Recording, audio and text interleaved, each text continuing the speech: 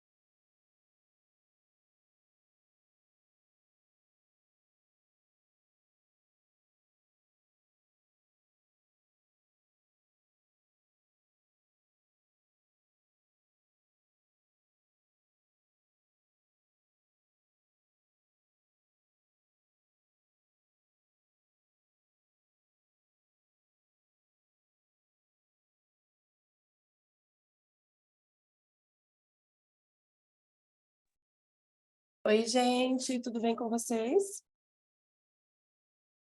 Professor Carlos, a gente vai começando aos pouquinhos aqui até o pessoal entrar, pode ser? Perfeito, Daiane. Claro, claro. Bem? Bom, gente, obrigada a todos e a todas que se inscreveram para essa jornada, para essa trilha de conhecimento que a gente está desenvolvendo aqui na Comunitas, com o apoio da CLU, com esse foco específico de ciências comportamentais. Eu sou a Daiane Reis, eu sou diretora de inovação da Comunitas, e eu queria agradecer aqui o professor Carlos, da CLU, que aceitou ministrar essa aula para a gente, direto de Portugal, inclusive. Obrigada, professor. Depois o professor pode se apresentar. Eu vou contar bem rapidamente aqui, enquanto o pessoal entra, o que a gente está fazendo aqui, quem que é a Comunitas, enfim, para a gente ter um contexto. A gente aqui da Comunitas, né? A Comunitas é uma organização da sociedade civil que nasceu com esse objetivo de melhorar a gestão pública brasileira. A gente atua desde 2013 com diversas cidades e estados também do Brasil, desenvolvendo projetos, implementando ações para fortalecer, enfim, os líderes públicos. E para compartilhar esse conhecimento que a gente adquiriu ao longo do tempo e também dessa nossa rede, as experiências dessas cidades, a gente lançou há um tempo já a plataforma Rede Juntos, que é a plataforma que a gente apresenta essa trilha de conhecimento para vocês. A plataforma ela não é da Comunitas, ela é produzida por gestores públicos e para gestores públicos. Ali não tem nada muito conceitual, a nossa ideia é trazer experiências, boas práticas e conhecimento compartilhado. É uma rede, as pessoas podem entrar, podem perguntar, podem conversar com outros enfim, gestores públicos, e isso para a gente é muito rico. E hoje, enfim, é o lançamento dessa trilha de conhecimento. A gente está muito contente de ter vocês inscritos, a gente contou com um número muito bacana de inscrições. Lembrando que essa trilha hoje é a aula inaugural e a gente vai lançar ainda alguns módulos durante 4 semanas e a gente vai atualizando vocês e vai compartilhando, enfim, a gente também tem um grupo no WhatsApp. Fica à vontade, gente, de vocês mandarem, perguntarem coisas, trocarem, conhecerem essas pessoas, vamos montar uma rede mesmo em prol, enfim, desses serviços. O que mais? Acho que é isso. Professor Carlos, sem mais delonga, já deu os recados, vou deixar que você se apresente e conduza agora até o final. E, gente, aproveitem muito. Junto, com certeza, a gente vai ter esse Brasil que a gente tanto quer. E muito obrigada por vocês estarem aqui. Obrigado, Daiane. Eu vou primeiro me apresentar, mas antes de tudo agradecer a presença de todas e todos, agradecer a Rede Juntos, a Comunitas, pela parceria e pela ideia, né, de criar uma trilha de conhecimento que felizmente é gratuita, ou seja, qualquer pessoa pode participar. E a ideia, né, dessa trilha, já para começar falando um pouco da continuidade dessa aula, o objetivo é dar às pessoas que não conhecem a aplicação das ciências comportamentais, transferir um conhecimento bastante importante, mas fundamental sobre as aplicações das ciências comportamentais. Portanto, não é uma trilha para especialistas. Claro que são muito bem-vindos os especialistas, que inclusive que podem discutir, debater, o que é excelente, aliás, nós precisamos disso. Mas é uma trilha para quem conhece pouco ou não conhece nada, e aos poucos, né, até com a participação, eventualmente, de outros especialistas, podemos criar novos módulos, né, mais específicos, mas principalmente nesse momento é importante a gente ter em mente que é um conhecimento mais fundamental para abrir esse caminho em muitos recantos do Brasil, em muitos lados do Brasil, aproveitando que temos essa facilidade do Zoom, enfim, da comunicação por esse tipo de plataforma. Bom, então, me apresentando muito rapidamente, eu sou brasileiro, mas moro em Portugal há 19 anos, né? Especificamente na cidade do Porto. Venho da área acadêmica, era professor no Brasil, professor universitário, depois professor universitário aqui em Portugal, no Porto, e decidi em 2016 criar a CLU, que é uma unidade de ciências comportamentais aplicadas a políticas públicas e às empresas, e a ideia central é produzir impacto social positivo, né? Ou seja, mudar comportamentos que promovam bem-estar, melhoria da vida das pessoas e da sociedade. Essa é a utilização das ciências comportamentais que nós acreditamos, e é esse o caminho que nós trilhamos, e por isso que com a Rede Juntos nós conseguimos realizar essa parceria com tanta facilidade, né? Ou seja, os interesses e o alinhamento de valores está muito bem estabelecido. Bom, então, vamos começar com breves apontamentos sobre o que são as ciências comportamentais e alguns aspectos históricos muito rápidos para posicionar, ou seja, na história do pensamento, as ciências comportamentais.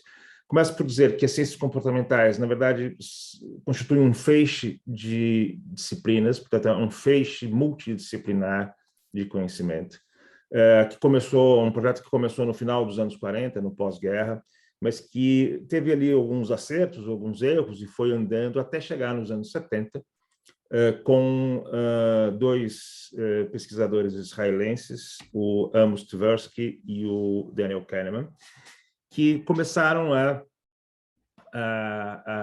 mostrar, né, sistematicamente e de forma robusta, que alguns pressupostos sobre o comportamento humano não eram corretos quando nós imaginávamos ou quando utilizávamos os pressupostos da chamada teoria da escolha racional, que servem de base para a teoria econômica neoclássica. A gente não precisa saber essas coisas, portanto, estou só falando os nomes aqui, mas o importante saber é que essa forma de pensar sobre o comportamento humano era hegemônica, ou seja, era aquela que todo mundo acreditava na economia, na administração de empresas, em outras áreas, em outras ciências sociais aplicadas. Então, nos anos 70, o Tversky e o Kahneman começaram a mostrar que o nosso comportamento não era bem aquele que nós imaginávamos que era. Em 2002, em consequência desse programa de pesquisa e do sucesso desse programa de pesquisa, o Daniel Kahneman ganhou o que se chama o chamado Prêmio Nobel de Economia, que tem um outro nome, mas nós conhecemos como Prêmio Nobel de Economia, mesmo sendo um psicólogo. O Amos Tversky não ganhou porque tinha falecido 6 anos antes, né? Mas teria ganho também. Em 2008, o K. Sunstein e o Richard Thaler publicaram um livro que talvez alguns ou muitos de vocês, eu não sei, conhecem, que é o Nudge. O Nudge é um livro que divulgou as aplicações das ciências comportamentais em várias áreas, em vários setores da sociedade, e provocou um impacto tão grande que, em grande medida, né, por causa do livro e, obviamente, por causa da influência dos dois autores, o governo Obama criou uma unidade, mas levou para ser seu conselheiro, o K. Sunstein, e o Richard Thaler ajudou a criar no Reino Unido o Behavior Insights Team, que é vamos chamar assim, uma agência, uma organização, que começou dentro do governo no Reino Unido. É uma organização que aplica ciências comportamentais nas políticas públicas. Eles cresceram muito, portanto, são realmente a maior agência do mundo de criação de políticas públicas baseadas em ciências comportamentais. Portanto, vale a pena os interessados darem uma olhada. É BIT, BIT, né? É o nome dessa organização. Nós vamos colocar tudo isso na trilha, vocês vão ter acesso a essas informações. Depois, em 2011, o Daniel Kahneman publicou um livro que virou um best-seller também, chamado Rápido e Devagar, que ele é um livro de divulgação científica. Ele tem tem partes muito interessantes, umas partes um pouco mais difíceis para quem lê pela primeira vez, mas vale a pena o esforço, porque ele explica de maneira muito interessante o funcionamento da nossa cognição, o impacto disso no nosso comportamento. Portanto, ele explica muito bem como que nós pensamos, decidimos e, digamos, as razões e também causas, né, num certo sentido, dos nossos comportamentos. Em 2013, eu aqui na cidade do Porto, na universidade, na Universidade Católica, junto com uma colega, um laboratório chamado BioLab, que penso que foi o primeiro laboratório de ciências comportamentais aplicadas. Na época, era mais comum o nome economia comportamental. Depois, em 2016, eu saí da direção desse laboratório para criar a CLU, mas em 2015, isso é importante, começou uma série de publicações ligadas à aplicação das ciências comportamentais às políticas públicas. Em 2015, o Banco Mundial publica o seu relatório para o desenvolvimento, inteiramente dedicado às ciências comportamentais, a essa abordagem às políticas públicas. Dali para frente, foram muitas organizações que fizeram isso. A Comissão Europeia, que é aquilo que a gente chama de União Europeia, fez a mesma coisa. A OCDE, idem, criaram unidades específicas para isso. O próprio Banco Mundial criou uma unidade, um tempo depois, dedicada à chamada economia comportamental. O Banco Interamericano de Desenvolvimento, com quem nós trabalhamos também, tem uma unidade dedicada, e nós, por exemplo, fizemos trabalhos com eles na área da educação. Portanto, essas organizações, organismos multilaterais, começaram a utilizar as ciências comportamentais no dia a dia, né? Ou seja, começaram primeiro a recolher informação do mundo para saber o que já tinha sido feito, o que estava sendo feito, depois começaram a produzir as suas próprias intervenções e políticas públicas. Para além disso, muitos governos no mundo foram criando as suas próprias agências, cidades e assim por diante. Então, Inglaterra, Estados Unidos, que depois com o governo Trump congelou ali aquele grupo, mas de qualquer forma tem lá vários grupos, inclusive organizações sem fins lucrativos, mas países como Inglaterra, como Austrália, Nova Zelândia, Holanda, entre muitos outros, têm as suas próprias agências governamentais.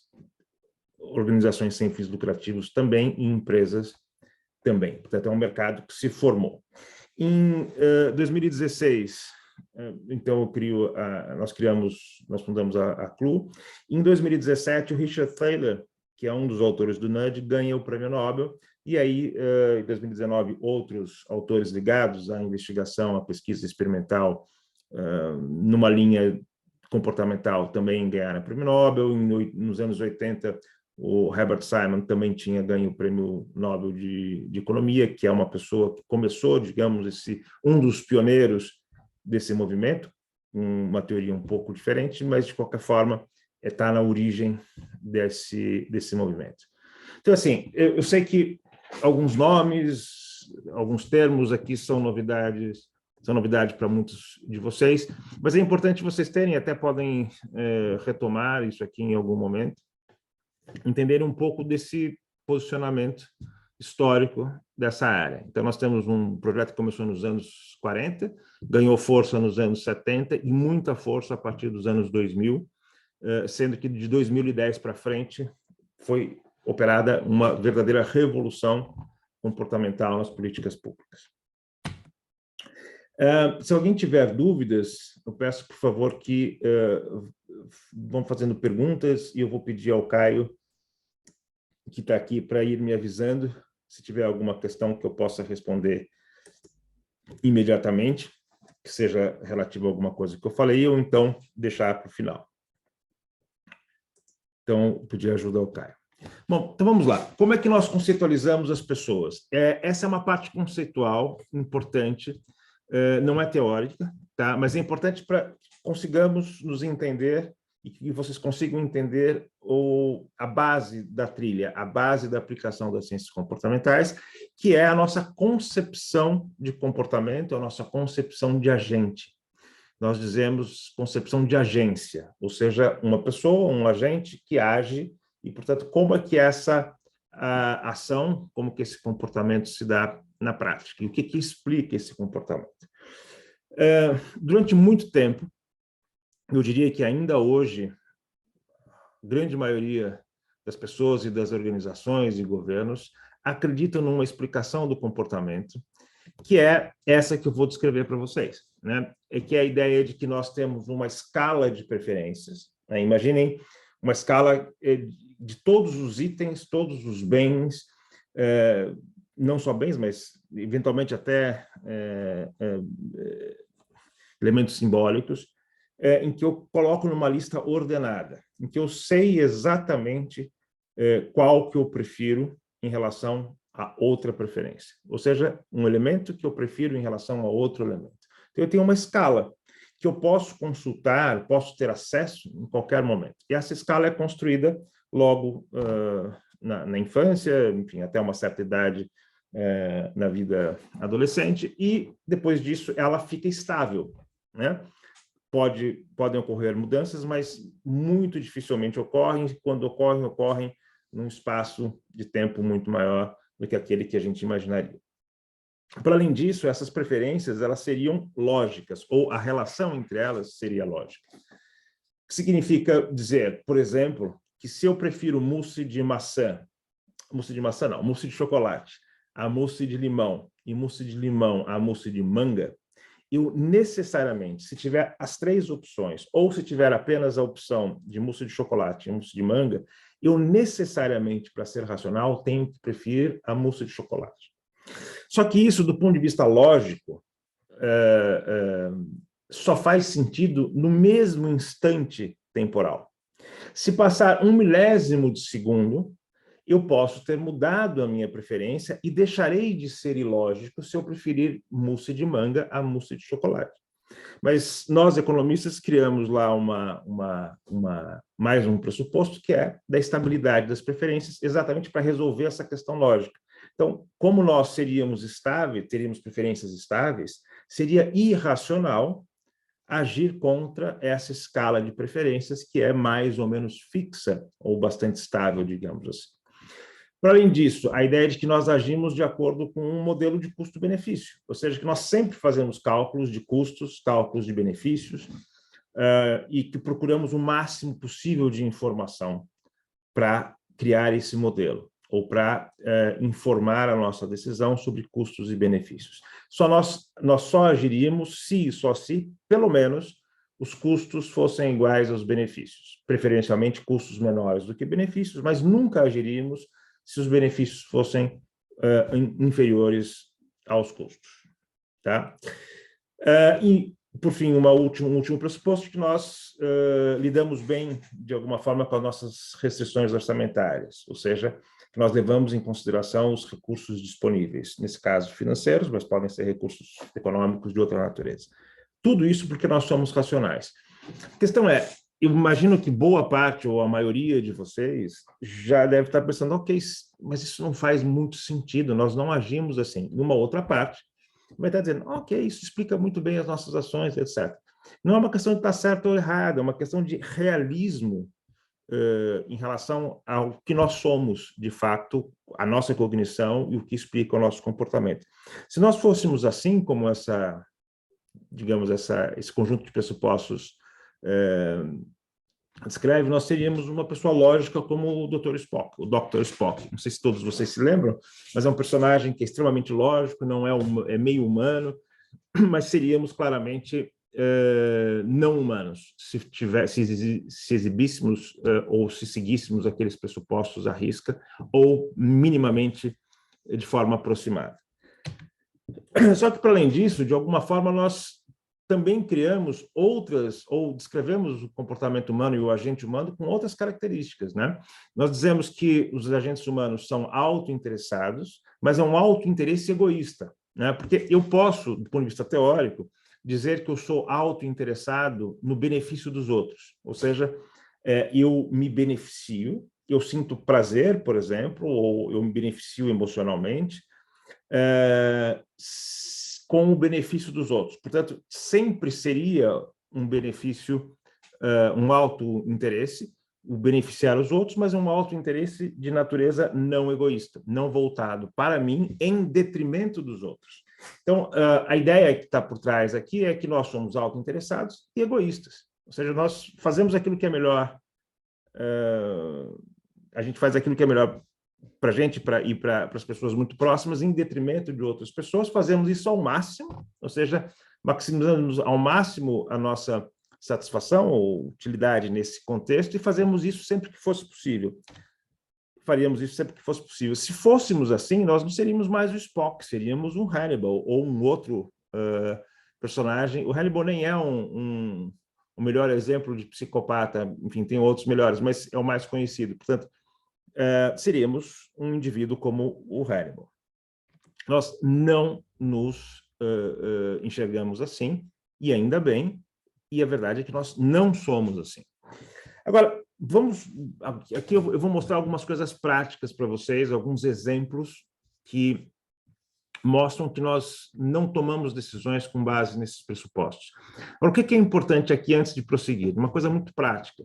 Quando nós falamos de políticas públicas, falamos de gestão pública ou intervenções e políticas organizacionais, normalmente, mesmo sem querer, o que está por trás é aquele agente que eu acabei de demonstrar. É o Spock e o Hannibal. Ou seja, a ideia de que as pessoas aproveitam qualquer brecha para serem desonestas, aproveitam qualquer brecha para ter vantagens, para ter os benefícios maiores do que os custos, que elas sempre agem de forma egoísta e assim por diante. Portanto, esse agente que leva em consideração tudo isso é aquele que nós imaginamos como que quando criamos políticas públicas, intervenções de mudança comportamental, quando nós gerimos ou criamos modelos de gestão de empresas. Eu tenho feito isso já há muitos anos e posso dizer para vocês que em 95% dos casos, claro que isso é um número um pouco cabalístico, mas 95% dos casos, eu quero dizer, grande maioria, quase com pouquíssimas exceções, eu vejo exatamente esse agente sendo operacionalizado nas empresas. Ou seja, quando se pensa numa criação de uma política de avaliação ou numa política de aumento de produtividade, etc., é esse agente que está na cabeça das pessoas quando criam modelos, intervenções e políticas.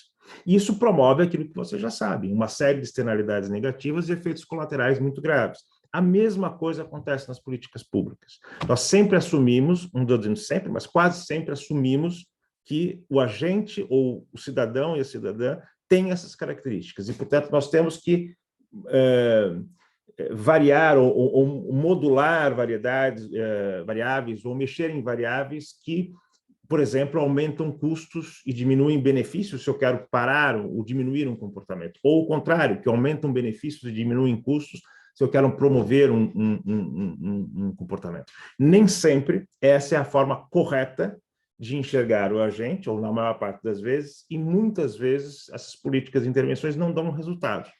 Primeiro, nós não sabemos se dão ou não, porque muitas vezes não são avaliadas, medidas. Mas quando são, mostram, numa quantidade bastante expressiva, que não dão certo. Então, vamos lá ver. Alguns exemplos aqui, muito, muito simples. E a ideia é ser simples para que a gente possa ter uma ideia muito prática desse conhecimento. Imaginem que vocês estão indo a um restaurante, tipo um café, tipo Starbucks, tá? Então, vocês acabaram de entrar, não conhecem as bebidas, é um exemplo hipotético, tá? E tem aí uma opção de vocês experimentarem uma bebida de café com dois tamanhos. Um tamanho grande e um tamanho pequeno. O grande custa €3,50 e o pequeno €2,50. Imagina que vocês estão viajando aqui para Portugal, tá? Normalmente, as pessoas que não conhecem a bebida ponderam, bom, eu não conheço, portanto, qual bebida que eu vou tomar, né? Normalmente, quando o problema é colocado dessa forma, as pessoas sistematicamente preferem a bebida menor, a mais barata. Correm menos riscos, né? Se não gostar, não vou perder tanto dinheiro, se eu gostar, ok, depois eu peço outro. Enfim, independentemente do que passa pela cabeça da pessoa, o fato é que, do ponto de vista comportamental, a maior parte das pessoas prefere o copo pequeno. Agora, imaginem vocês como donos desse estabelecimento e tendo a noção, tendo a ideia de que o copo de €3,50 é aquele que maximiza, o lucro da empresa. O que você faria? Diminuir um pouco o preço, passar de €3,50 para €3,25, aumentar um pouquinho o tamanho, aumentar um pouquinho o preço de €2,50, etc. Um cientista comportamental, na minha opinião, nesse caso, isso é discutível, tá? Mas na minha opinião, mal intencionado ou utilizando, mal intencionado é um pouco forte, mas utilizando o conhecimento de forma reprovável do ponto de vista ético, essa é a minha perspectiva, é discutível, eu sei, mas na minha perspectiva, utilizando o conhecimento de uma forma reprovável, vai propor que, ao invés de diminuir preços, aumentar quantidades, etc., crie-se um Terceiro copo, uma terceira opção, que quase ninguém vai pedir, que é de 4,50 euros. Quando o problema é colocado dessa maneira, as pessoas passam a escolher o copo de 3,50 euros. Então, aquelas mesmas pessoas que escolheram o copo de 2,50 euros, se tivessem nessa situação, prefeririam o copo de 3,50 euros. Não mudou nada aqui, vejam, a opção de 2,50 euros continua presente, a de 3,50 euros continua presente, a grande de 4,50 euros quase ninguém pede. O que mudou aqui? Mudou a percepção, e mudou porque o problema foi alterado não substancialmente, mas a sua forma. Então, as pessoas olham para o copo de 3,50 euros como um copo entre duas opções mais polarizadas, querem, digamos, uma opção que, se for ruim, elas não perdem tanto, e se for bom, elas também não perdem tanto, porque já tem uma boa quantidade. Então, elas passam a preferir a de 3,50 euros. Claro que existem outras explicações, mas o importante perceber é que há uma mudança comportamental. Não houve nenhum aumento ou diminuição de custos e benefícios, as informações permanecem as mesmas. Se as preferências fossem estáveis, as pessoas nunca mudariam no momento seguinte de 2,50 € para 3,50 €, né? Se houvesse realmente lógica naquele sentido que eu demonstrei da relação entre as preferências, as pessoas não mudariam de opinião e assim por diante. E também não há nenhuma questão de restrição orçamentária ter mudado de um segundo para o outro, de um dia para o outro. Portanto, vejam que o efeito de uma manipulação da estrutura do problema, do enquadramento do problema sobre o comportamento humano. Eu fiz pesquisas aqui no início dos anos 2010, enfim, acho que 2012, 13, acho que 11, enfim. Nós citamos emoções das pessoas, especificamente uma emoção que é uma emoção nojo, né, por uma questão teórica específica, e dávamos problemas econômicos para as pessoas resolverem 5 minutos depois.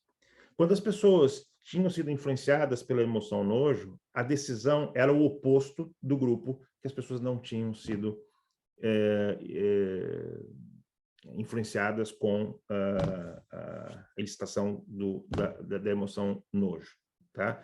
O que mostra isso? Isso mostra que nós levamos em consideração, de alguns momentos de forma mais intensa, em outros de forma menos intensa, variáveis, elementos que não dizem respeito àquela concepção de racionalidade.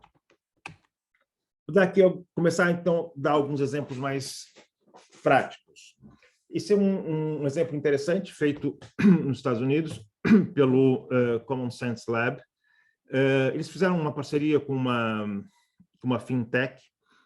Lá, como aí, e como aqui também, as pessoas recebem a restituição do imposto de renda, né? Então, o que eles fizeram? Eles enviaram para uma metade dos participantes desse experimento, que eram clientes dessa fintech, uma mensagem num aplicativo que dizia assim: olha, fulano de tal, você acabou de receber a sua restituição do imposto de renda, qual o percentual que você vai querer, você gostaria de poupar? A ideia aqui era aumentar a poupança das pessoas a partir da restituição, porque é um recurso que vem e que as pessoas eventualmente podem poupar, que teoricamente não estavam à espera naquele momento, ou é um recurso que vai para além daquilo que é o rendimento, a renda normal. Então, eles conseguiram uma quantidade específica de poupança, não muito satisfeitos, perguntaram para cientistas comportamentais, nesse caso, como o Sense Lab promoveu uma intervenção, né, fazendo aqui um experimento, uma opção que mudava 2 palavras no aplicativo e o tempo, o momento do envio da mensagem. Ao invés de dizer, você acabou de receber, você irá receber a sua restituição do imposto de renda, quando você receber, qual a porcentagem que você vai querer poupar, né? O que acontece? Quando a gente envia a mensagem um tempo antes, por exemplo, um mês antes, o nosso tipo de pensamento se altera, porque nós somos míopes do ponto de vista financeiro. Isso basicamente significa que nós muitas vezes preferimos menos dinheiro hoje do que mais dinheiro no futuro, em termos, utilizando aqui uma taxa de juros qualquer, ou seja, normalmente nós valorizamos muito o dinheiro na mão e menos o dinheiro valorizando em uma poupança ou alguma outra coisa, mesmo que no futuro eu ganhe mais do que o valor presente desse recurso. Então, o que acontece?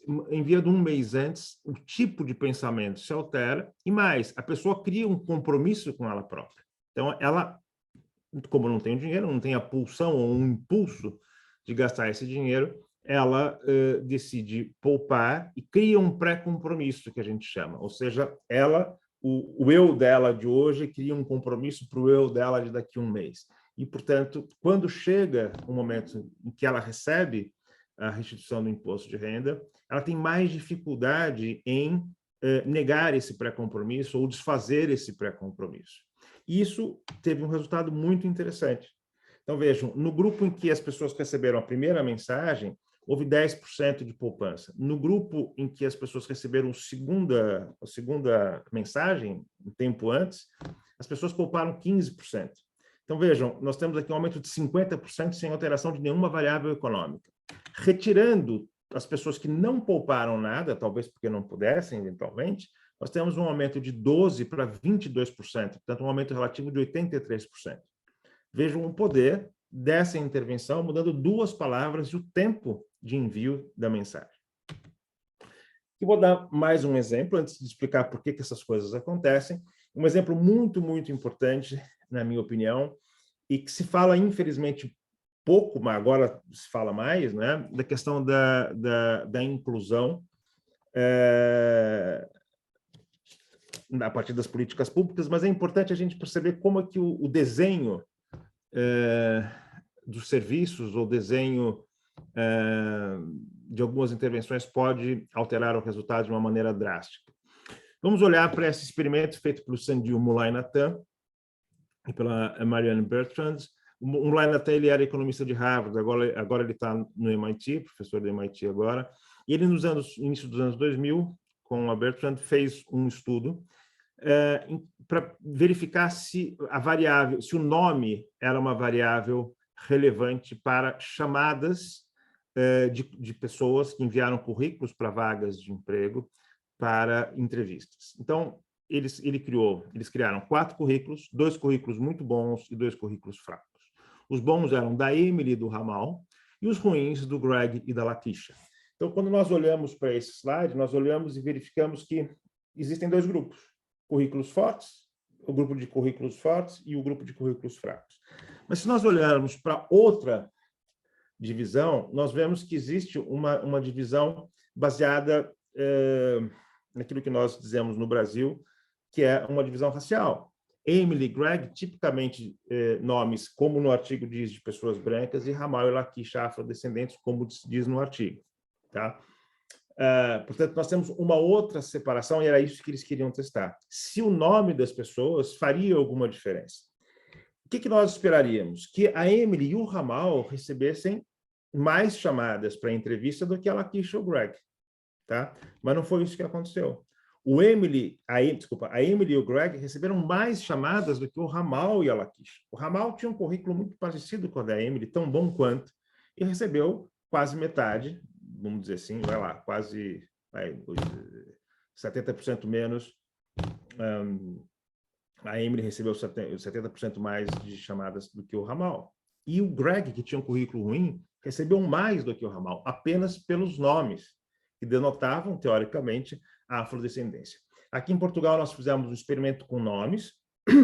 Eu não posso dizer quais são os nomes para não estereotipar, enfim, não criar problemas para as pessoas que têm esses nomes, mas nós vamos publicar isso em breve, com nomes que denotam classes sociais em Portugal. Portugal tem um conjunto de nomes possíveis, não sei se vocês sabem disso, mas tem umas folhas, digamos assim, com nomes, uma lista de nomes que as pessoas podem colocar nos filhos.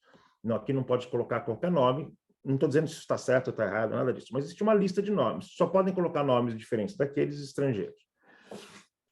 Então, teoricamente, nós percebemos que, nós percebemos que no dia a dia havia uma conotação de certos nomes a classes sociais A, B e outros nomes com D C e D, por exemplo.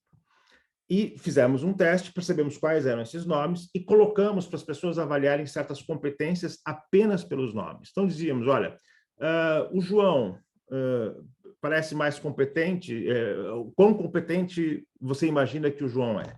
Sem nenhuma outra informação. Eu precisaria explicar com mais calma, mas o que é importante perceber é que todas as pessoas que tinham nomes que denotavam uma classe social A foram melhor avaliadas do que as pessoas que supostamente denotavam classe social D, por exemplo. Né? Então, as pessoas eram pior avaliadas simplesmente pelo nome. Isso significa que as pessoas estão sendo explicitamente preconceituosas ou que aqui foram explicitamente racistas? Não. Não todas as pessoas, algumas sim, outras sofreram aquilo que nós chamamos de vieses implícitos ou implicit bias, ou seja, o nome, do ponto de vista inconsciente, levou a pessoa a fazer um juízo ou realizar um juízo que ela própria não percebeu, né, diretamente. Isso deixa de ser racismo? Não. Aqui, o exemplo que eu dei dos nomes em Portugal, deixa de ser classismo? Não, continua sendo. Mas é para mostrar que, do ponto de vista estrutural, isso também funciona na nossa cognição. Portanto, para mudar isso, é preciso uma série de coisas, e nós, quando desenhamos processos, temos que pensar nisso também. Um exemplo, para que você precisa do nome das pessoas quando você vai, num primeiro momento de triagem de currículos? Por que você precisa saber onde a pessoa mora? Por que você precisa saber onde ela estudou num primeiro momento? Né? Claro que num segundo momento isso vai tornando mais difícil a anonimização, mas há uma série de coisas que você pode prescindir para produzir menos injustiça por conta desses chamados vieses implícitos. Bom, depois nós temos lá o pressuposto de que nós somos egoístas, né? Então vamos ver se nós somos insensíveis a variáveis que promovem maior ou menor empatia. Esse é um estudo muito interessante do efeito da vítima identificada. A Deborah Small, com colegas, a Deborah Small é uma das principais autores nesse tema do comportamento pró-social. Ela fez um experimento muito, muito interessante para verificar se havia diferenças de doação com cenários diferentes para o mesmo problema. Então, veja, isso aqui foi publicado em 2007. Esse conhecimento já tem sido utilizado hoje em dia, ou já há uns 10 anos, pelo menos. Então, o que ela fez? Ela criou um cenário em que ela passava para as pessoas um pedido de doação para um Mali, para 3 milhões de crianças que estavam numa situação muito difícil, que se não tivessem alimentação e material escolar, elas provavelmente morreriam antes de chegar à vida adulta, né? E, portanto, pediam, nesse experimento, se pedia doação para essas 3 milhões de crianças. No outro grupo, recebeu a mesma informação, só que, ao invés de serem 3 milhões de crianças, era a Róquia, uma menina identificada. Se nós pensarmos do ponto de vista puramente racional daquela explicação que eu dei, as doações para 3 milhões de crianças as doações seriam maiores, né? As pessoas doariam mais para 3 milhões de crianças do que para uma única criança, né? Ou seja, supostamente, essa seria o comportamento das pessoas. Mas não é isso que acontece. A vítima estatística, que nós chamamos que a partir de tudo aquilo que passa, ou seja, a partir de 2 pessoas, nós já podemos chamar de vítima estatística, não sei quantos são irmãos, mas basicamente assim, quando você tem muitas pessoas que são colocadas num cenário para doação, você tem, em média, metade do valor doado, né? Isso é muito curioso, porque significa que nós somos sensíveis a variáveis que nós não colocamos no modelo, né? Aqui é da vítima identificada. Nós conseguimos sentir maior empatia com uma criança do que com 3 milhões. 3 milhões é abstrato. Uma criança, a Róquia, é concreto. Para vocês terem uma ideia, nós utilizamos exatamente esse conhecimento para aumentar o descarte de resíduos orgânicos no local certo e aumentar a compostagem numa cidade aqui do norte de Portugal. Não dá tempo de falar, mas basicamente nós ajudamos a criar um sistema, propusemos um sistema em que a poupança feita com esse sistema que as pessoas faziam a compostagem ou então colocavam os resíduos orgânicos num local específico, que depois seria valorizado esse resíduo orgânico. Nós criamos uma poupança que era depois doada para uma causa identificada, né? Então, nós fizemos alguns experimentos, propusemos e, infelizmente, deu certo. Então, vejam, aqui claramente não é um pensamento puramente racional naquele sentido, mas nós muitas vezes nem percebemos que somos influenciados por essas variáveis. Aqui, depois eu volto naquele exemplo, nas perguntas. O que explica tudo isso? Vamos lá, apesar de algumas controvérsias, né, de uma discussão científica que felizmente vai sempre acontecer, existe uma explicação que o próprio Daniel Kahneman dá e outros autores de um sistema cognitivo dual, ou seja, um sistema dual de pensamento, digamos assim. Existem outras explicações alternativas, com mais de 2 sistemas, enfim, ou que negam a existência desses sistemas, mas o importante é a explicação que é dada e que é aceita, digamos, de uma maneira resumida, é de que nós temos um sistema dual, né? O sistema 1, que é um sistema... Veja, eles não são separados, tá? Eles estão sempre em conexão, eles são separados aqui apenas didaticamente, tá? Mas nós teríamos um sistema, que vamos chamar de sistema 1, que processa dados de forma paralela, ou seja, entram muitos dados no sistema e eles são todos processados muito rapidamente, de forma automática e de forma paralela. O sistema 2 teria um processamento seriado, ou serial, ou seja, um conjunto de dados de cada vez. Portanto, um processamento mais lento, reflexivo, deliberado e muito esforçado, que utiliza muitos recursos cognitivos, tá? Memória de trabalho, por exemplo. E o outro, o sistema 1, ele é intuitivo, pouco esforçado, utiliza pouco memória de trabalho, ou de uma maneira mais leve, e muito mais econômico do ponto de vista da energia do corpo. Energia que eu falo não é nada esotérico, poderia ser, não tem problema, mas estou falando energia mesmo, né? Energia do corpo, nesse caso, utilizada pelo cérebro. Tá? Então, vou dar aqui alguns exemplos. Quando nós identificamos expressões faciais, expressão facial de tristeza, surpresa, nojo, e assim por diante, nós não precisamos deliberar sobre a expressão facial. Algumas pessoas têm dificuldades, é verdade, com algumas condições, mas a maior parte das pessoas identifica muito rapidamente o estado de espírito da outra pessoa, vamos dizer assim, né? Pelas expressões faciais. Ou então, por exemplo, essa conta 2 vezes 2, todos nós aqui que tivemos educação formal sabemos que ela é 4, é uma resposta automática. Mas se eu pedir para vocês fazerem a conta 24 vezes 17, vocês vão precisar se esforçar mais, vocês vão utilizar muito mais recursos cognitivos, e se eu fizer alguma pergunta, ou se de alguma forma eu atrapalhar vocês vão ter que voltar a fazer a conta, porque você está processando uma informação de cada vez de forma seriada e não de forma paralela.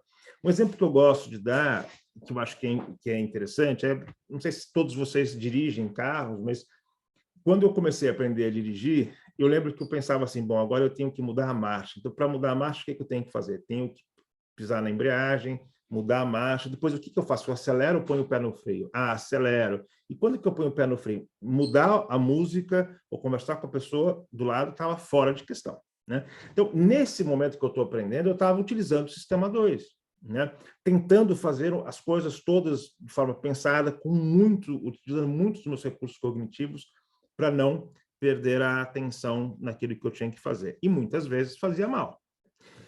Depois de um tempo de prática, tudo aquilo virou automático. Então, hoje, quando eu dirijo um carro, com a maioria de vocês, você muda a música, você conversa com a pessoa do lado, você olha no retrovisor, muda a marcha, olha para o lado, pensa o que você vai fazer no jantar, enfim, há uma série de coisas que você faz automaticamente. O sistema 1 funciona assim, o sistema 2 funciona de forma esforçada.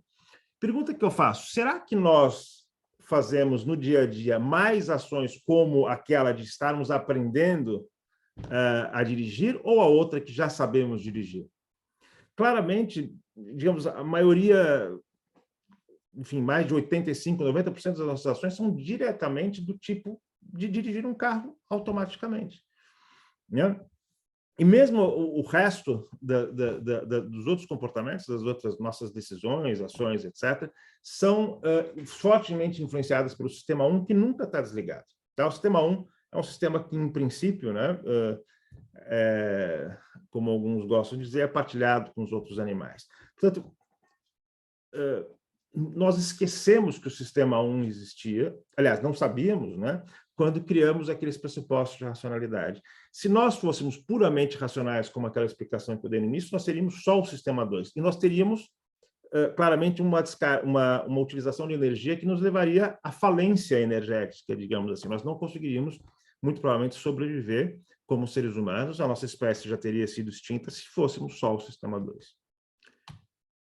Bom, o que acontece? Governos e organizações continuam a planejar políticas públicas, intervenções, e operacionalizam apenas o humano racional, ou seja, utilizam ainda a ideia de que nós somos praticamente o sistema 2. Isso não é verdade e cria, como eu disse para vocês, efeitos diretos, indiretos, externalidades muito negativas, né? Como nós pensávamos, né, antigamente? Vamos pensar num tripé tradicional de mudança comportamental. Se eu quero mudar o comportamento das pessoas, 95% das pessoas pensa em dar informação, dar educação, não é a mesma coisa, mas só para dar esse exemplo, ou seja, formar as pessoas, dar o máximo possível de informação, regular, então, criar normas, procedimentos, leis, punições, assim por diante, ou dar incentivos, portanto, aumentar benefícios ou aumentar custos para diminuir o resultado da análise custo-benefício. Portanto, se nós fôssemos só o sistema 2, esse tripé funcionaria teoricamente, tá? Mas nós não somos só o sistema 2. Nós somos o sistema 1, sistema 2, nós temos vieses e temos regras, atalhos que nós utilizamos no dia a dia para tomar decisão, que são as tais heurísticas.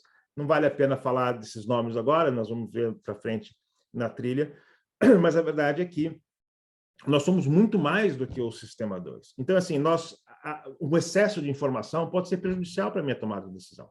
Existe uma coisa que nós chamamos de sobrecarga de informação, ou information overload.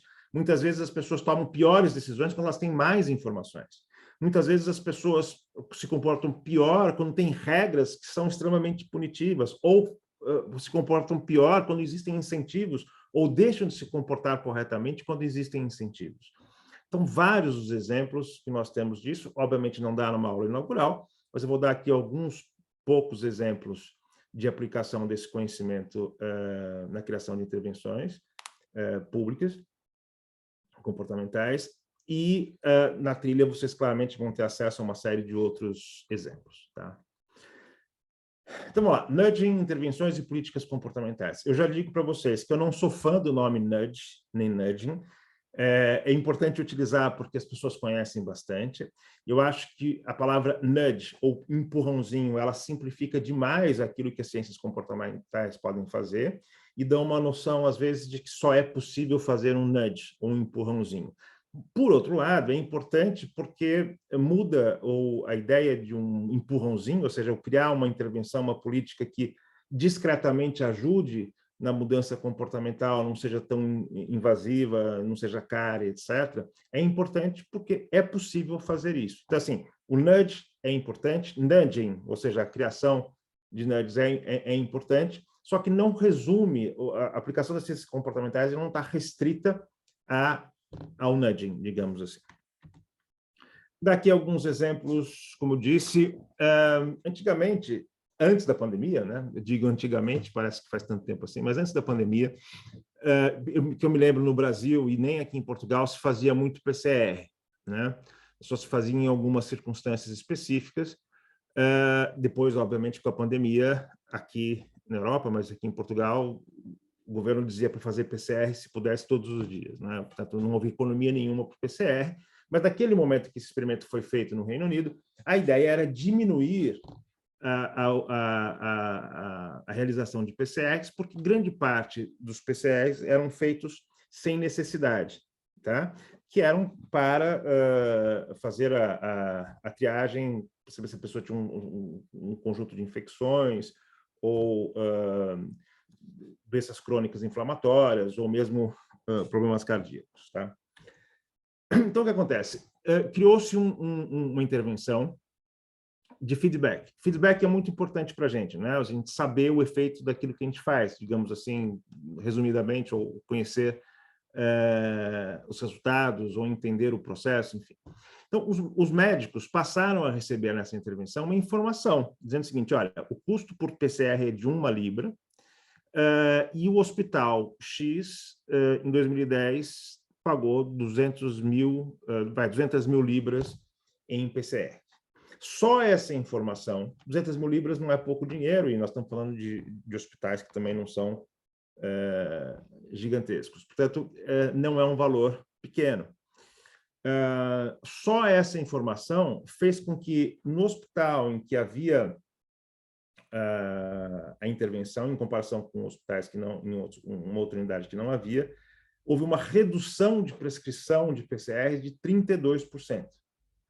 Só a informação de feedback. Tá? Existem intervenções, por exemplo, para diminuir as faltas das pessoas a consultas médicas do Serviço Público de Saúde. Né? Aqui em Portugal, há um tempo, eram 40%, tinha 40% de faltas de consultas de especialidade. Então, em alguns países, o que fizeram foi dizer às pessoas o custo da consulta, né? E dizer, em outros momentos, dizer que outras pessoas podiam ter sido atendidas e não foram, e simplesmente reminders, ou seja, lembretes, porque às vezes as pessoas não vão às consultas, não é por sacanagem, desculpa a expressão não é por má fé, é porque elas se esquecem, isso acontece, nós somos assim, nós nos esquecemos das coisas. Né? Então, assim, só o lembrete já ajuda a diminuir as faltas das pessoas às consultas. Né? Obviamente, esse conhecimento, que já vem desde quase 10 anos, já tem sido utilizado e vocês provavelmente já conhecem. Vou partir para 2 últimos exemplos, para depois abrir para as perguntas. Aqui na Europa, o seguro-desemprego é uma instituição muito forte, tá? Por vários motivos históricos, inclusive. Aqui em Portugal, por exemplo, a pessoa que trabalha há 5 anos numa empresa, se ela é despedida, ela tem 3 anos de seguro-desemprego. Só que o compromisso é que a pessoa recebe o seguro-desemprego, mas ela tem que ativamente procurar emprego. Então, existem várias formas de saber se a pessoa está procurando emprego, registro num centro de emprego, como a gente diz aqui, a pessoa participar de formações, a pessoa ter declarações carimbadas de empresas que a pessoa esteve lá fazendo uma entrevista, alguma coisa assim.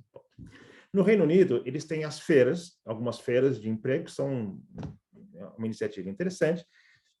Por exemplo, olha, na cidade de York tem uma feira de emprego, então eles avisam as pessoas que estão em York e na região próxima a York, que no dia tal vai ter uma feira de empregos, né? E sugerem que a pessoa vá da hora X à hora Y no pavilhão tal da cidade. Tá? Então, o BIT, que é aquele grupo que eu falei para vocês, aquela unidade que começou no governo, digamos assim, britânico, criou 4 grupos para testar quais variáveis ou quais intervenções podiam aumentar a participação das pessoas na feira de emprego. Então, o primeiro grupo é aquele que nós chamamos de controle, ou seja, eles fizeram basicamente aquilo que eles já faziam, né? Que é mandar um SMS para as pessoas, um SMS, dizendo o seguinte, olha, olá, 10 novos trabalhos estão à sua espera na feira X. Dirija-se ao pavilhão Y amanhã, entre as 10 e as 17 horas. Tá? Uma mensagem como muitas empresas, organizações, governos mandam para as pessoas. Uma informação direta. Olha, tem lá a feira de empregos, tem muitas ofertas que você pode aproveitar. Vai no pavilhão X amanhã entre a hora tal e tal. Tá? O segundo grupo, eles incluíam uma informação que estava disponível, que é o nome da pessoa que vai receber. Quem faz a gestão de plataformas de SMS por exemplo, imaginem uma planilha Excel. É só colocar o nome do receptor, né, que é o Davi, é o David nesse caso, ou é o John, ou é a Mary, ou é o João, ou é a Maria, é a Ana e assim por diante. É muito simples fazer isso. Só colocar o nome da pessoa que vai receber. Uma personalização. Depois aqui, para começar, licitar a questão da reciprocidade. E aqui, nesse caso, de um compromisso com alguém que vai estar lá à espera dele, né? colocou a informação de que a Sara vai estar à espera. Então, assim, dirige-se ao pavilhão Y amanhã, entre as 10 e as 17, e peça para falar com a Sara. Essa é uma informação que existe, né? Por exemplo, 3 pessoas vão estar naquele pavilhão para atender as pessoas que estão à procura de emprego. A Sara, o João e a Ana, né?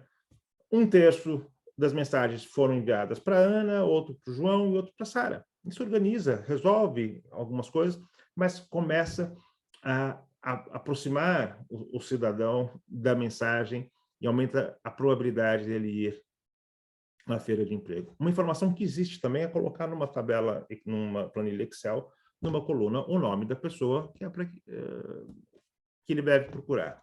E, por fim, a ideia da reciprocidade. Simplesmente alguém criou essa mensagem, realmente alguém, e foi o João. O João criou e deu o enter na plataforma e disse, olha, reservei um lugar para você, boa sorte, João. O João é, por exemplo, o analista júnior que fez isso. É simplesmente uma mensagem, olha, reservei um lugar para você, boa sorte, João, e assinou. O resultado dessa intervenção é muito interessante. A mensagem de controle, que é aquela simples, enviada por quase por todo mundo, digamos assim, provocou um resultado de 10,5% de comparecimento das pessoas que receberam as mensagens. Isso foi aumentando, né, com a adição do nome da pessoa, passou quase para 15%, 17,5% com o nome do orientador e para 26,8% com a adição da reciprocidade, com o nome do João, que foi a pessoa que mandou a mensagem. Nós temos aqui um aumento de 155% relativos, ou assim, 16,3 pontos percentuais, né? Isso é muita coisa. Simplesmente colocando uma informação disponível, o custo disso é baixíssimo, né?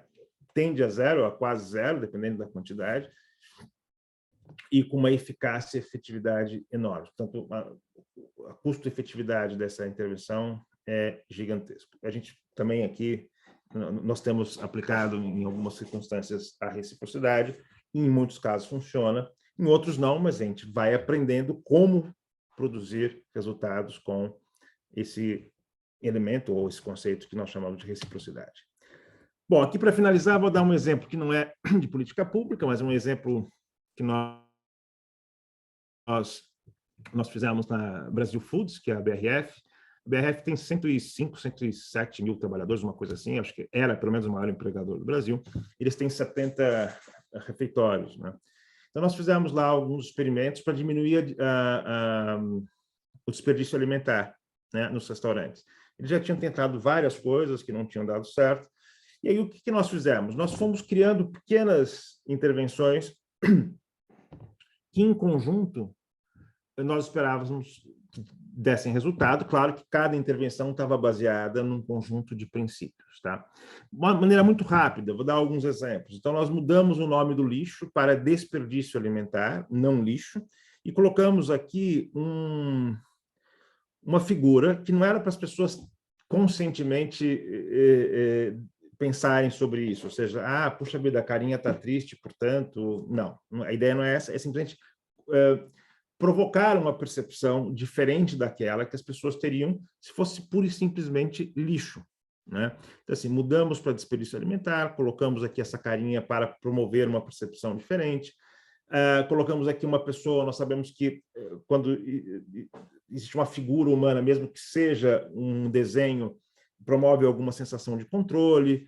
Criamos um painel voluntário que funcionava como lembrete no próprio refeitório, em que as pessoas de próprio punho colocavam aqui por que elas achavam que o combate ao desperdício alimentar era importante, portanto, era um pré-compromisso, um compromisso público, e funcionava também como lembrete, teve uma adesão forte.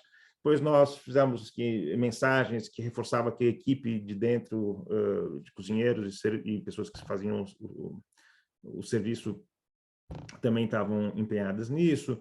Um elemento que, assim, olha, inconsciente, claro, assim, a partir do momento que eu passo dessa linha, eu me comprometo a não desperdiçar alimentos.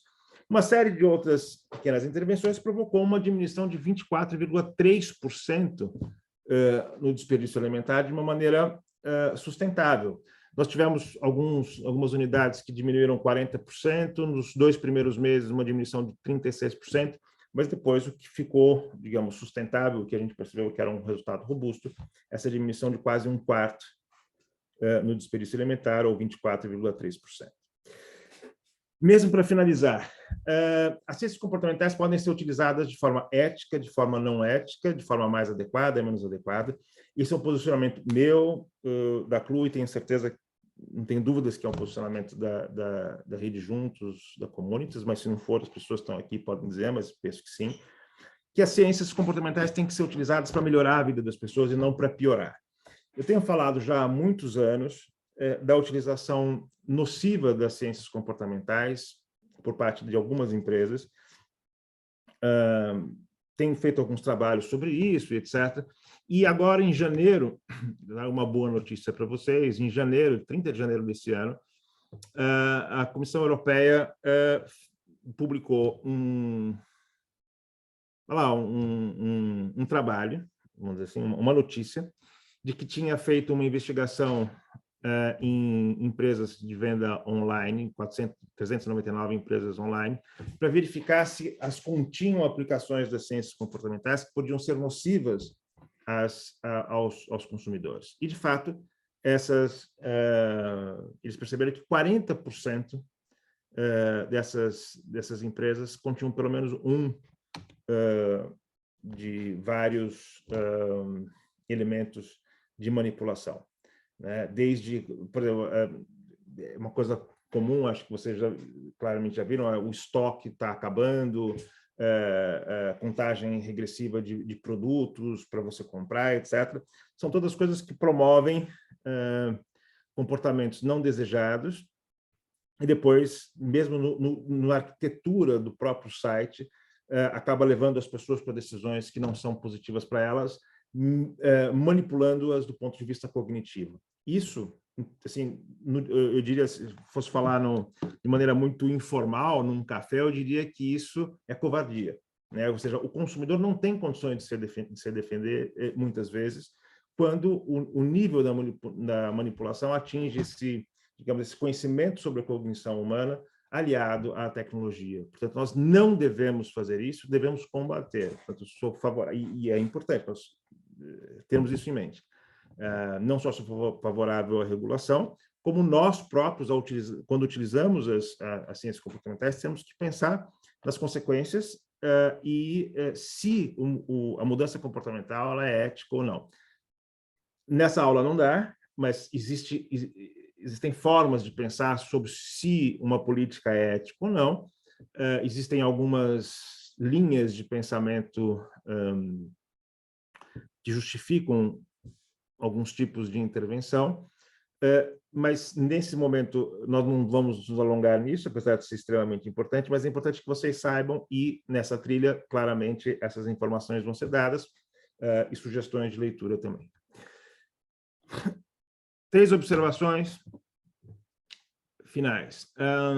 No Brasil, felizmente, já há uma série de experiências interessantes. Eu vou só citar algumas, peço até desculpas para aqueles que eu me esquecer, mas, por exemplo, a CLU trabalha com isso, tem experiência no setor público e setor privado. Nós criamos, em parceria com a Unicamp, o BCI, o Behavioral Change Initiative, que nós estamos trabalhando em várias linhas, como se fosse um laboratório, né? Digamos assim.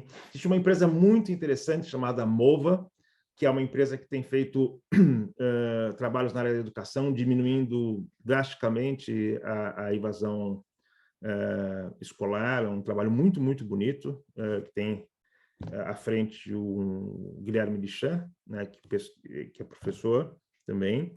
Temos o trabalho na ENAP, muito interessante, a Marisaura Camões na Genova e o Antônio Claret, que é um grande divulgador, uma pessoa extremamente interessante e importante na aplicação das ciências comportamentais às políticas públicas. Ele criou lá um mestrado, vários cursos de aplicação das ciências comportamentais, e criou também vamos chamar de framework, um framework que chama Simplesmente, que eu sugiro a vocês. Acho que num dos grupos isso já foi divulgado, sugiro que vocês conheçam. Portanto, é um trabalho muito interessante. Tem também o Ricardo Lins Horta, que trabalhou no CAD, é uma pessoa que tem pensado muito, agora está dedicado ao combate de fake news. Nós temos também a Receita Federal, que tem agora um núcleo interno, um centro interno de aplicação das ciências comportamentais, tem feito um trabalho super interessante, pessoas que estão fazendo um trabalho pioneiro e que também dou os parabéns. A Fundação Getúlio Vargas, eu dou aulas na Fundação Getúlio Vargas como professor convidado já há 4 anos, tenho lá uma disciplina que é Ciências Comportamentais Aplicadas às Políticas Públicas. A Fundação Getúlio Vargas isso na área de administração pública, é um lugar excepcional, né? Eu sou suspeito para falar disso, porque também tive parte da minha formação lá, e o grupo de administração pública está começando a aplicar, e devo ter formado, não sei, talvez mais de uma centena e meia, uma centena de alunos que já estão levando isso para as suas atividades. O 011 Lab, que é um laboratório de inovação em São Paulo, na cidade de São Paulo, tem lá a Brenda Machado, que lidera o 011 Labs e também especificamente a área de aplicação de ciências comportamentais, com aplicações super interessantes, vale a pena vocês entrarem, com resultados muito, muito bons, sempre com um certo pioneirismo e heroísmo, né? Porque não é fácil. O INSPER, eu penso que tem, eu não tenho certeza, mas eu não conheço bem, mas eu sei que tem, o INSPER é uma boa instituição, eu sei que tem um curso de políticas públicas comportamentais. Por fim, eu também criei, acho que é importante dizer isso, uma disciplina com o Diogo Coutinho, que é professor da Faculdade de Direito da USP, da São Francisco, uma disciplina na graduação chamada Ciências Comportamentais e Direito, porque essa é uma outra área muito importante de aplicação das ciências comportamentais, a regulação. Tá? E acho que até o final de outubro eu devo lançar um livro sobre a aplicação das ciências comportamentais ao direito. Bom, as reflexões eu já fiz, vou deixar aqui algumas sugestões que também vão, quem quiser, não é propaganda, tá? Eu só estou dizendo que são coisas que vocês podem depois, se tiverem lido ou tiverem interesse, podem me perguntar também. Eu com colegas lancei um livro em 2021 sobre aplicação das ciências comportamentais ao compliance anticorrupção. É uma visão mais realista sobre combate à corrupção. Não é aquela história de pessoas de bem, pessoas de mal, enfim, é simplesmente olhar para o que faz com que as pessoas realizem ações desonestas. Muitas vezes não é bondade ou maldade que explica isso, né? Muitas vezes não. Eu diria que 99% das vezes, e 1% é patológico, digamos assim. Depois, também com colegas, desenvolvi esse trabalho sobre ciências comportamentais aplicadas à diversidade e inclusão. É um trabalho que foi financiado e publicado pelo Instituto Matos Filho. Esse aqui foi publicado pela editora brasileira, uma editora, obviamente, brasileira, mas esse é o nome dela. Depois, para aqueles que tiverem interesse sobre racionalidade, isso aqui eu publiquei numa editora de Newcastle, no Reino Unido, chamada Cambridge Publishing, acho que é isso, eu já não lembro o nome da editora, enfim, já faz tempo, mas enfim, é uma editora interessante que está na Amazon, mas custa muito caro esse livro, se alguém quiser um capítulo, alguma coisa assim, que eu possa, se tiver interesse, dar uma olhada e eu consigo enviar o meu original. Tá? Mas são conversas com cientistas e filósofos sobre a racionalidade humana. Por fim, para quem tiver interesse, tem uma pequena coluna no Estado da Arte, que é uma revista de cultura do Estadão. Publico aqui em Portugal no Dinheiro Vivo, que é talvez o maior caderno de economia aqui de Portugal. E também tem uma coluna no Jota, que aqui eu falo só sobre regulação, ciências comportamentais, políticas públicas, etc. Tá? Pronto, era isso. Aqui está meu e-mail, meu Instagram. Estou começando a usar mais o Instagram, portanto, quem quiser, entre em contato, tá bom? Muito obrigado. Agora eu vou interromper o compartilhamento e estou disponível para as perguntas. Caio, não sei se existem perguntas selecionadas, se alguém quer fazer alguma pergunta específica no chat. Oi, Carlos, temos sim, eu vou enviar no chat aqui do Zoom, vai aparecer para você nas suas mensagens, tá bom? Tá. Mas você fez alguma seleção? Sim. Ok. Não, é só para saber se eu leio na ordem, é só isso que eu queria.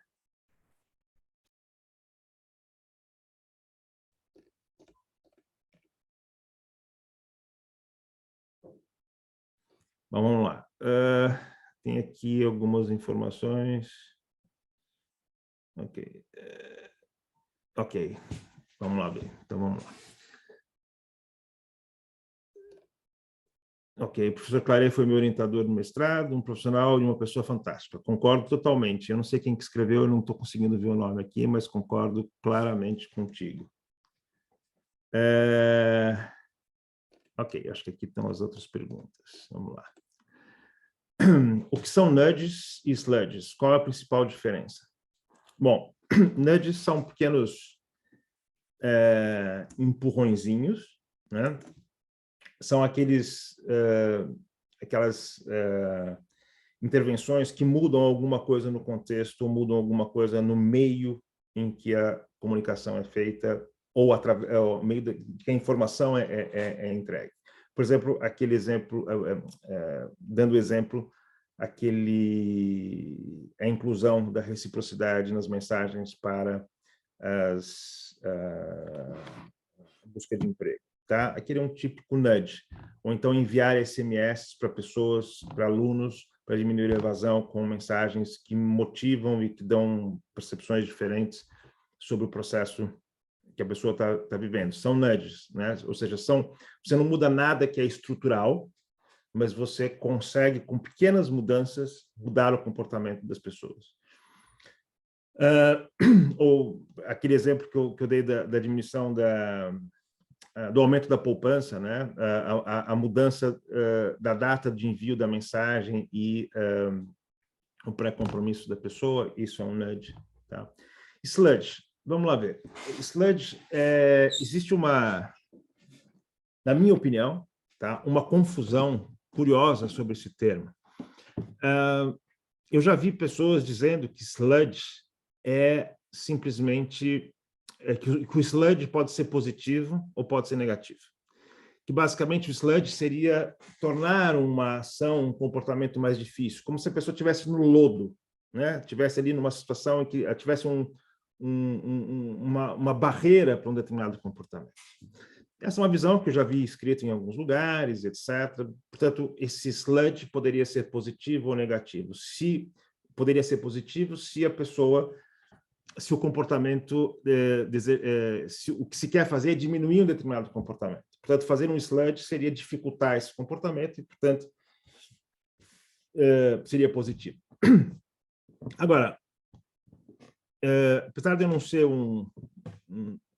ser interessado na questão ética, essa questão conceptual, eu confesso que me irrita um pouco, porque, para mim, é claro, num artigo publicado, um editorial publicado, se não estou em erro, em 2019, pelo Richard Thaler, na Nature, ou na Science, já não me lembro, para mim é claro, o sludge é sempre negativo, e não é só necessariamente aquela ideia de você criar empecilhos ou barreiras a um determinado comportamento. É quase como se o sludge fosse um nudge, entre aspas, né? Bem entre aspas, para o mal, né? Ou seja, para piorar a vida das pessoas. Mas essa eu não diria nem que é uma controvérsia, é uma forma de ver. Eu já vi as duas coisas escritas, portanto, não há, até onde eu posso perceber, um consenso claro sobre isso, tá bom? Depois, eu gostaria de saber como convencer a liderança pública a aplicar as ciências comportamentais. Bom, é uma excelente pergunta. Eu diria o seguinte, os políticos gostam de coisas que têm resultados, né? Pensar no mercado político, no mercado eleitoral, as pessoas gostam de, vocês sabem muito melhor do que eu. Alguns defendem que isso é positivo, outros defendem que isso é negativo, independentemente da minha opinião sobre isso. A forma mais que eu penso que é a mais eficaz para convencer a liderança pública e ou política é mostrar estudos realizados, experimentos realizados, que têm resultados muito claros e interessantes, né? Existe um acervo enorme, vocês podem procurar o BIT, né, o BIT, vocês podem procurar o Ideas 42 ou Ideias 42, vocês podem procurar o Banco Mundial, o Embeds, que é a agência deles, vocês podem procurar o Banco Interamericano de Desenvolvimento, a OCDE, a própria CLU, enfim, tem a INAP, o 011 Lab, portanto, existe uma série de publicações que podem claramente ajudar a mostrar o resultado da aplicação das ciências comportamentais. Agora, uma coisa muito importante, você que fez essa pergunta e para todos vocês, é importante também dizer a verdade para as pessoas sempre, né? Ou seja, normalmente só são reportados os resultados que, entre aspas, foram positivos, né?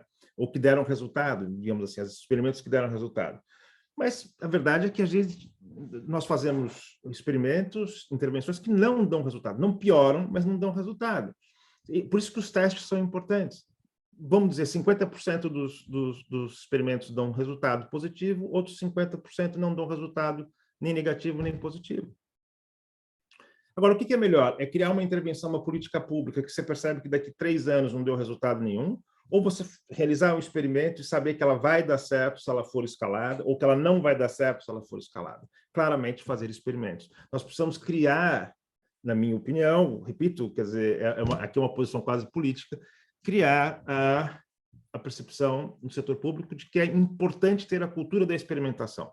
Existem problemas legais no Brasil para experimentação, inclusive na regulação, mas nós temos que começar a quebrar essas barreiras. Agora, experimentação não significa tentativa e erro da cabeça de qualquer pessoa que está passando na rua, entendeu? Não é isso.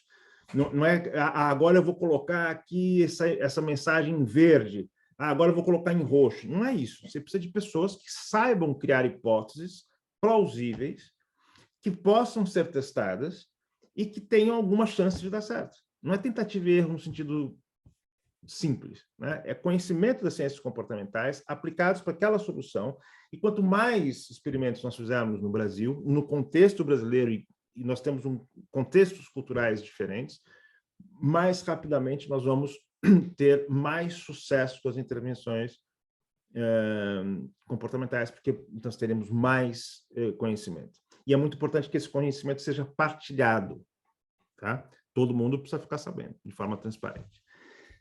Pois, quais as maiores barreiras para a aplicação das intervenções comportamentais nas políticas públicas no Brasil, especificamente olhando para a cultura do brasileiro e do governo brasileiro? Pronto, eu acho que eu respondi um pouco sobre isso já, mas eu diria que a maior barreira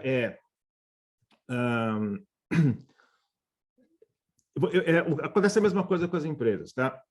Você chega para uma empresa e diz assim, olha, nós vamos criar uma solução para um problema comportamental que você tem, mas nós vamos testar e ver o resultado e depois vamos escalar.